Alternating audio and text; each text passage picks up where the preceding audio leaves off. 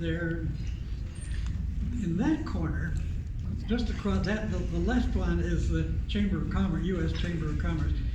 Connecticut Avenue ends there, and on the next corner is the Mayatico building. That's the building where Frances and I met. Oh, yeah? It was, she got off at the 5th floor of the elevator, I got off on the 11th floor. Wow. And I knew this was a lovely, lovely lady that I could see, but didn't know much about her. I was in the management staff.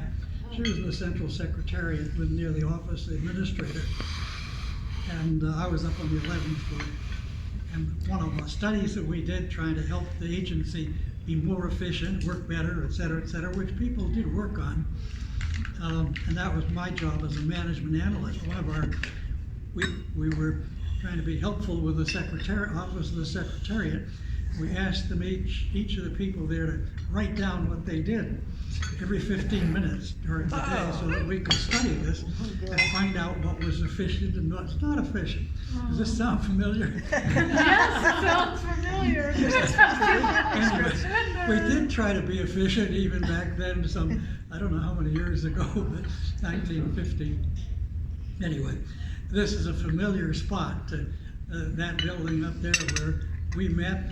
And right here was a statue, which I think is still there, which I used to call, it's a big soldier on a horse, and he had a woman down below holding, and the title of that statue was, "I'll give you back your sword if you'll give me back my dress."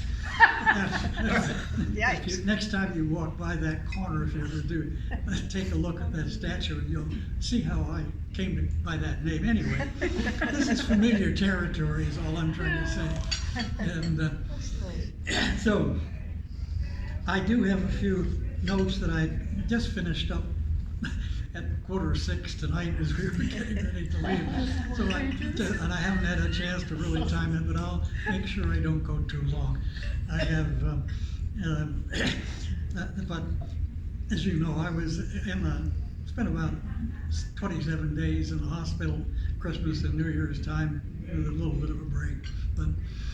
And I've had lots of time to think since then about life in general and during this rehabbing process and what's been going on. And it occurs to me that life it's a giant picture puzzle. And it's a picture puzzle that's where the puzzle is what we know, and the surroundings of the puzzle are what we don't know. And you need reason. I mean, we build up this island. The picture puzzle gets bigger and bigger as there's no straight edges in the pieces to help you to do the puzzle. It's all four sides that have to fit together, and that's what life is really all about. And I've been working on a few little clusters of pieces to put together that seem to me have been important in my lifetime. And I'm a great believer in the rule of three, that you can't tell people more than three things because they won't remember more than three things. So the rule of three is very important in a lot of ways. I have three things I want to tell you. 3 points, they're sort of, in a way, in terms of the picture puzzle, they're sort of three clusters where we can take pieces and begin to put them together, because each of these clusters builds out into a speech by itself. The 3 key points. The first step is to ask why. Why do things work the way they do? Because only then can you decide what the next step should be. You've heard that before, but that's sort of my first keystone and starting point for one set of pieces to fit together. And the second point is that it struck me that things work better when people do the things they do because they want to do them, rather than when they're told to do them.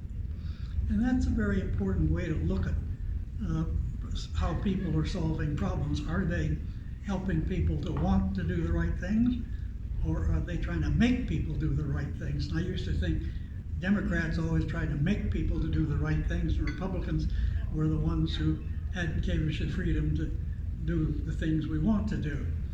It's not quite that way anymore, but anyway. And the third point, life is all about moving from a single, self-centered, me-first infant into an adult who's able to live together with others to benefit all. And let's call it moving from individualism to togetherness. Those are the 3 points that I want to cover now. A little more detail, a little more on each one. The first step, ask why. And I credit this point to John Sullivan, who was the president of the Center for International Private Enterprise. We were talking about going out to help. I was by this time working on privatizing state enterprises in developing countries as a consulting for USAID. And we were talking about the important point for the consultants who go out to help other countries are to start by asking, by working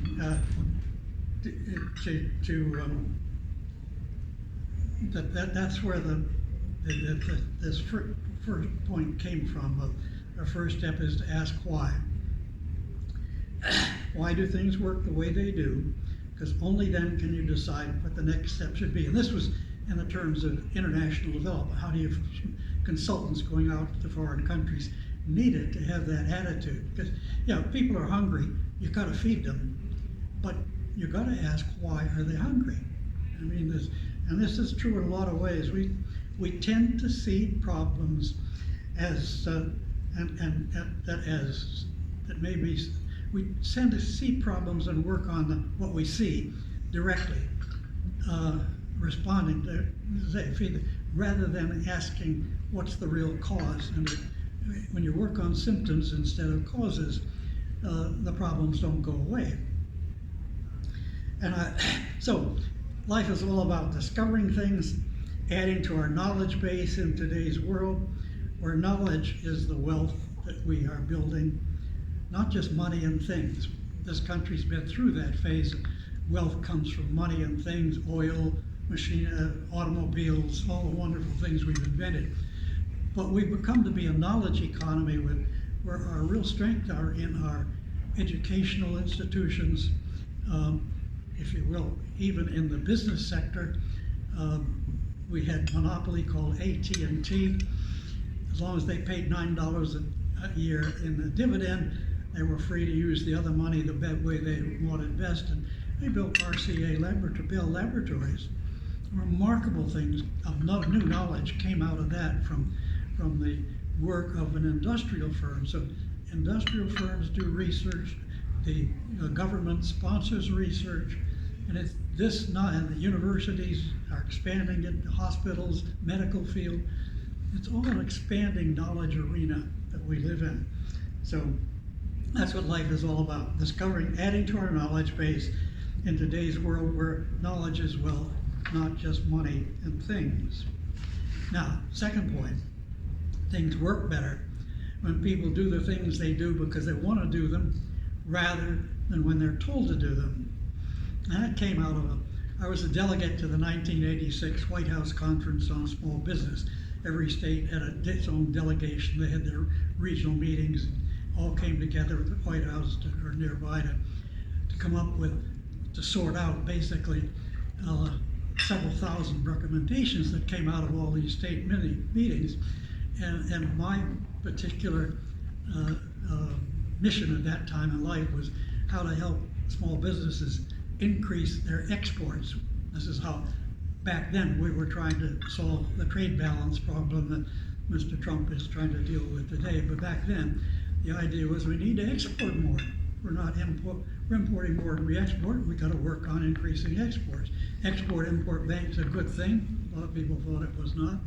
But small businesses were the place to focus, I thought, to really get, they avoid exports because it's a real high hassle factor. We have to encourage them, and I had a proposal. It made it to number 35 on the final list of 60 recommendations in that conference, and out of the several thousand that it started with. And that was sort of made, there's more to that story later, but We don't have to go into it here.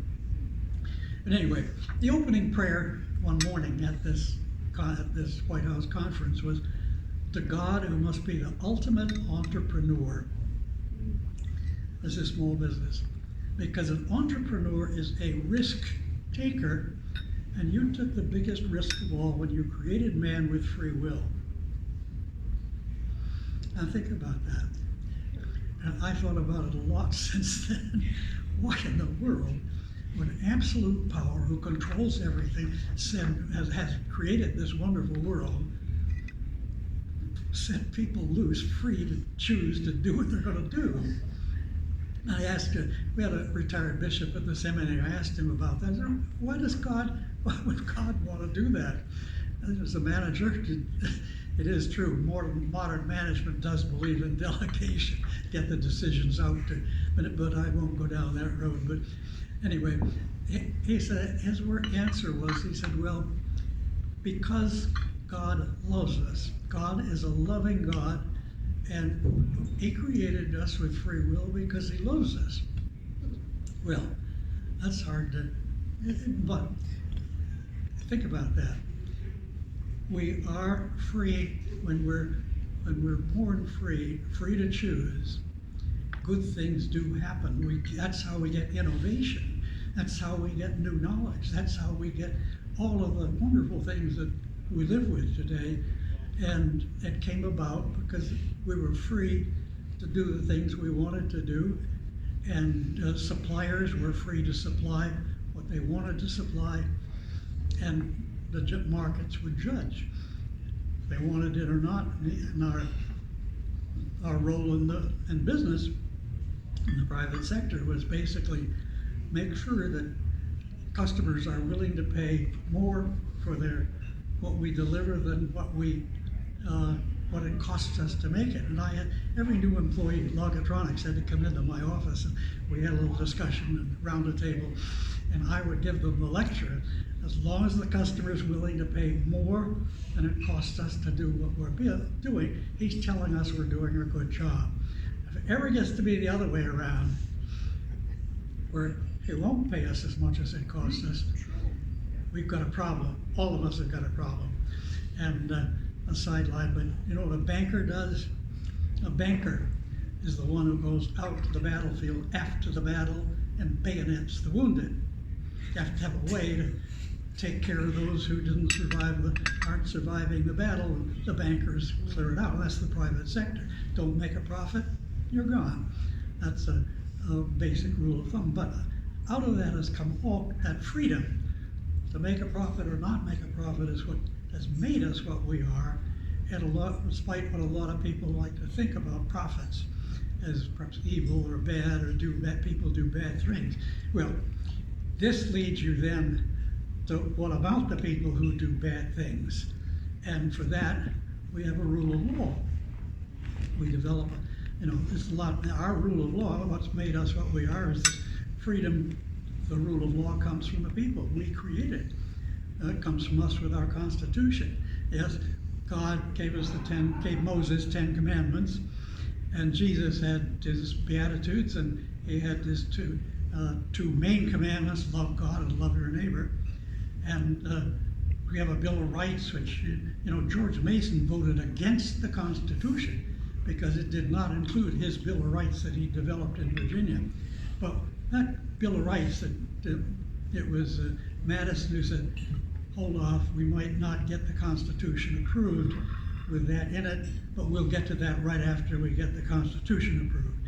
And it worked out that way. We got the Bill of Rights. It was the first thing that the new Congress did when they said get the amendments to the Constitution.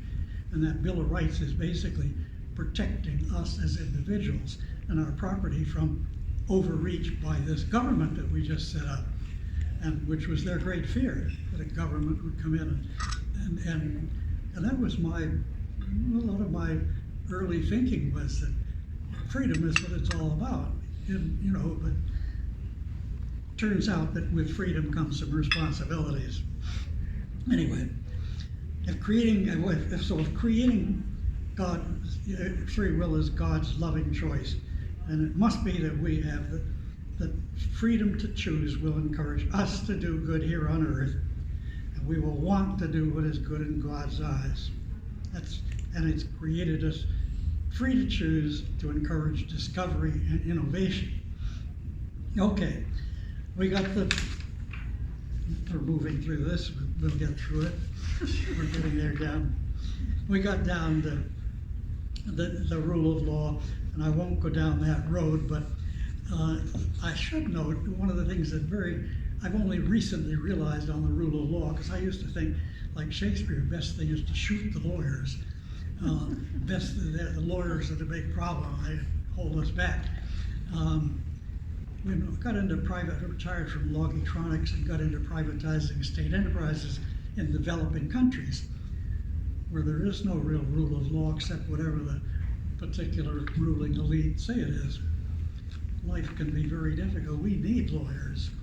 And that's because the Constitution's a bunch of words. And you're either guilty or not guilty. It's either or. That's the way the law works. But think about that. Words vary. That's a digital system, and we're trying to apply it in an analog world. The world isn't either or. The world is all shades of gray. Thou shalt not kill sounds very simple, but there are a lot of variations in that. As said with most everything. So what happens? We get more laws. We get more laws to explain detailed workout from the laws that we start with, from the Constitution that we start with. And the more laws we have, the more people you need at the other end, not only to write the laws and interpret them, but also to enforce them. I mean, a law without enforcement has not much meaning. We've got to have judges and juries and lawyers at the end of the system to just make that transition from the digital either or to the analog world with all its varieties. The more laws you have, the more people you require. And you don't solve the problems the way Mr. Trump thinks you do by just firing the people. You're going to work on the laws. It's the laws that are the start of this. And to have any effective rule of law, you have to have a lot of people. And I have a new admiration for lawyers and all that they do for us, which has changed a lot from my earlier thinking about shoot the lawyers. Well, the third point I wanted to make. Life is moving from a single, self-centered, me-first infant to be together with others to benefit everyone. Let's call it moving from individualism to togetherness. And this thought came through when it was 2019 and Kelly Johnson, Brigham's daughter, was getting married in Miami in 2020. This was 2019. She said, "What are you doing on February 29th next year?" And I said, "Well, I'm going to a wedding in Miami, right?" She said, "Yes. Would you officiate at this wedding?" So I was asking you the question, how you made that decision yourselves. But and I thought about this. This is quite an honor, but it really made me begin to think about marriage and what is it all about. And as our minister said, yeah, you can do it. It's very, you don't have to be a minute. You can get the credentials to perform a marriage and officiate and say, "I pronounce you man and wife." And he gave me a little book that Frank Wade, who is a retired minister now in our church, had written called The Art of Being Together. And he had written it specifically for people getting ready to get married. That's the first step. And this really created the awareness of what's going on. When you think about infants who are born self-centered, me first, I'm all that matters, to a adult that is thinking about other people, is learning to live with other people. It's a rather remarkable transition. But think about this. It takes two people to create another person, not one. But two people, why is that? I mean, God's got it, it takes two people, because this is how that infant begins to learn about the art of living together. He learns it first watching his parents, listening to his parents, what they do. It's the model. That's the first model that she has. And then yes, then there's more children, maybe, and there's cousins, there's community, we build up ourselves, but and we do. When you think about it, that freedom to choose, we are, God is delighted to have us follow a church, what the churches teach, religion, synagogue. We can choose a synagogue or what church. They're delighted to have the Kiwanis or the Masons or the Red Cross.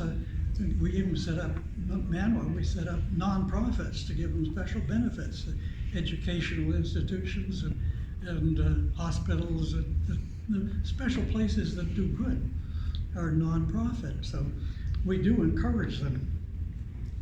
Anyway, that's getting near. You're about getting near the end. Because there's another way of looking at this question of togetherness. Just think about, you've heard me say this before, really all of us have only got two questions to ask in life when relationships. Do I matter and do you care?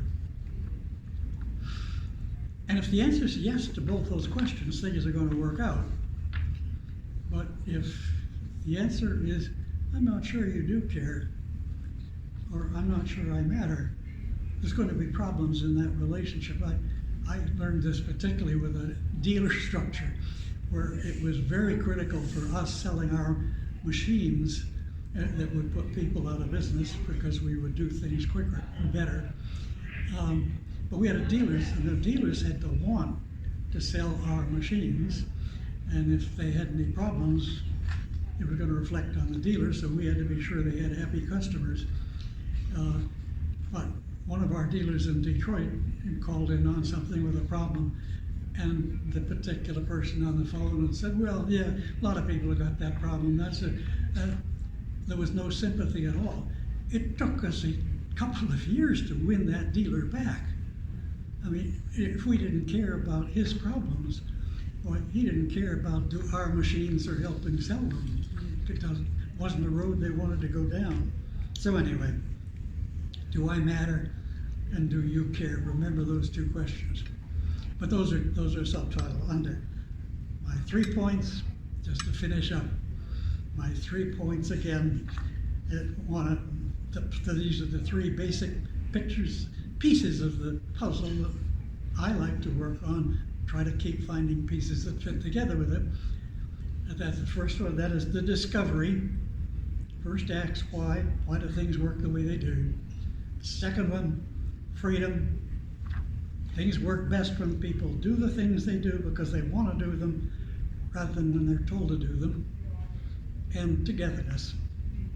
That's converting from self-centered, me-first infants into adults who will follow the great commandment to love our neighbors as ourselves. So with those three pieces, I can leave you tonight, but I think we've got it done in close to the time period. And as I say, I didn't get to go through that ahead of this. I still got a few things that need to be edited, but it does help to write down ahead of time what you think you're going to say. So, thank you all for being here. You're what it's all about. This is a togetherness, wonderful example of coming together with a common feelings of goodwill to each other. So, thank you all. Thank you all. And good luck in your togetherness venture. Thank you. Thank you.